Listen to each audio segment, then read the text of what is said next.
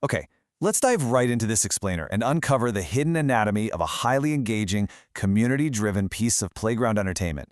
We often look at kids playing in a schoolyard or a neighborhood lot, and we just see chaos, right? We see noise, running, spontaneous games. But if you look closely, if you really analyze the structure of a successful group game, you're going to find it's engineered with a precision that honestly rivals modern blockbuster entertainment. Today, we're breaking down a specific, fascinating source, the Playground Chronicles. And we're focusing specifically on two main events, the duck walks and the slap challenges. We are going to decode the exact blueprint of how a simple neighborhood gathering transforms into an absolute masterclass in audience retention and joy. Let's get into it. So what actually makes a playground game unforgettable? Why is it that we remember the specific rules of games we played decades ago, but we might totally forget what we had for breakfast yesterday? Well, it all comes down to a perfectly balanced recipe. We're going to look at how a simple progression of physical comedy and psychological tension creates a truly captivating experience for absolutely everyone involved. Because honestly, it's not about expensive equipment or complex digital graphics, it's about tapping into raw human emotions. We're talking about the thrill of a physical challenge, the hilarious embarrassment of a clumsy mistake, and the heart-pounding suspense of the unknown. That is the true magic we're dissecting today. And this brilliantly illustrates our masterclass blueprint. We can break down the entire timeline, from the immediate, high-energy intro straight through to the modern wrap-up. At the 0-minute mark, well, the first 47 seconds to be exact, we have the high-energy hook. Then, by minute 1, we're instantly dropped into the intense physical comedy of Game 1.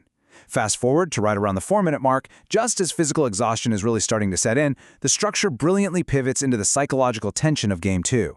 Finally, just past the 9-minute mark, we hit the resolution. Listen, this isn't random playtime. This is a highly structured, perfectly paced entertainment arc designed to keep both the players and the spectators completely hooked from start to finish.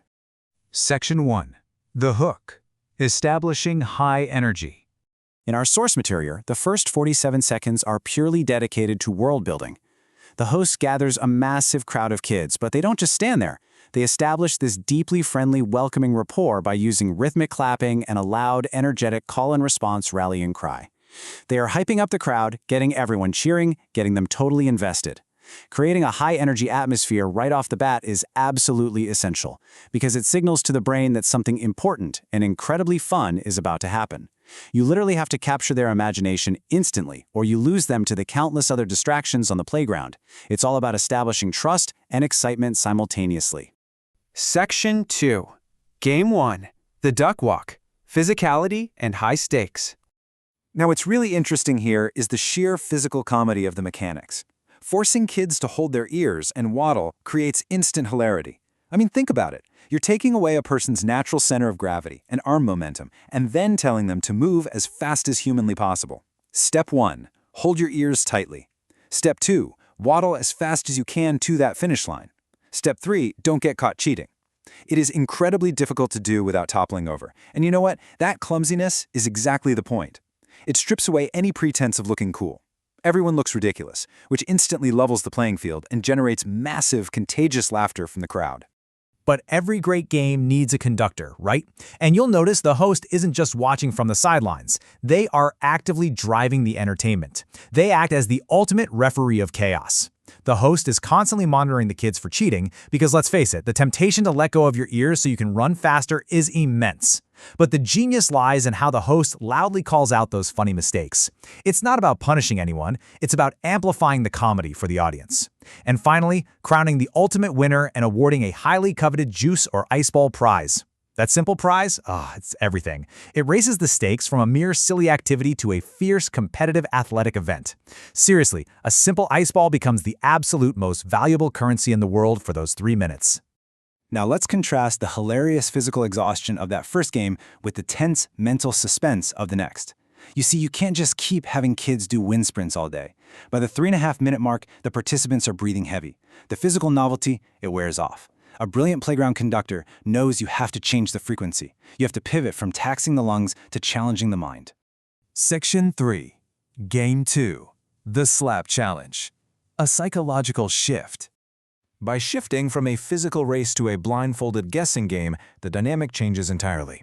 It shifts to suspense, fear of another tap, and wild guesswork. Let's look at the mechanics here. Step 1.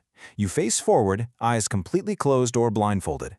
Instantly, you're vulnerable, right? You lose your primary sense. Step 2. You receive a sudden tap or slap from behind. Step 3. You have to guess exactly who did it from the crowd standing behind you. And here is the kicker, the ultimate consequence. If you miss, you stay in the hot seat and get tapped again. This sequence, running from the 3-minute and 46-second mark all the way past 9 minutes, makes up the absolute core of the event. It's brilliant because it forces both the participants and the viewers to focus entirely on the mystery and the impending consequence of a wrong guess. Just think about the psychological tension here for a second. For the person blindfolded, it's basically a sensory deprivation thriller. Every giggle behind them, every little rustle of clothing is a clue. And for the audience, the other kids, and the viewers watching, it's pure dramatic irony. We know exactly who did the tapping, but we're watching the blindfolded person completely agonize over the decision. It creates this electric, quiet focus that completely contrasts with the screaming and running of the duck walk. It proves that sometimes the most engaging thing you can possibly do is just make someone wait in the dark for a gentle tap on the shoulder. Section 4. Anatomy of an outro. The clean wrap-up. After the tension reaches its absolute peak, we transition into the final phase of our blueprint, the resolution. The host warmly cements the community feeling by checking in with the kids, seamlessly blending traditional playground camaraderie with a modern digital call to action. In the final 47 seconds, the host does a quick wrap-up check. Did everyone have fun? This is vital. It validates the experience. It brings everyone back from that competitive edge into a shared positive community space. But because this is the modern era and this Playground Chronicle is being captured for an audience, the host transitions so smoothly into the call to action. Like, subscribe, and share. It's a fascinating collision of two worlds, really. The timeless, dirt-on-your-knees reality of neighborhood games wrapped up with the slick, necessary vernacular of digital content creation. As we wrap up this explainer, I really want you to consider how these incredibly simple, structured moments of physical and mental play continue to capture our imaginations so perfectly. We broke down the timeline. We saw the duck walk bring physical comedy and the slap challenge bring mental suspense. All of it fueled by a charismatic host and a simple ice ball prize. But it leaves us with a final thought. In a digital age, where we have infinite high-definition entertainment literally in our pockets, why do simple playground games remain our absolute greatest source of joy? Perhaps it's because no algorithm can ever truly replicate the hilarious, unpredictable, and deeply human connection of just playing together. Think about that next time you see a group of kids running in a field. Thanks for joining me on this explainer, and I'll catch you on the next one.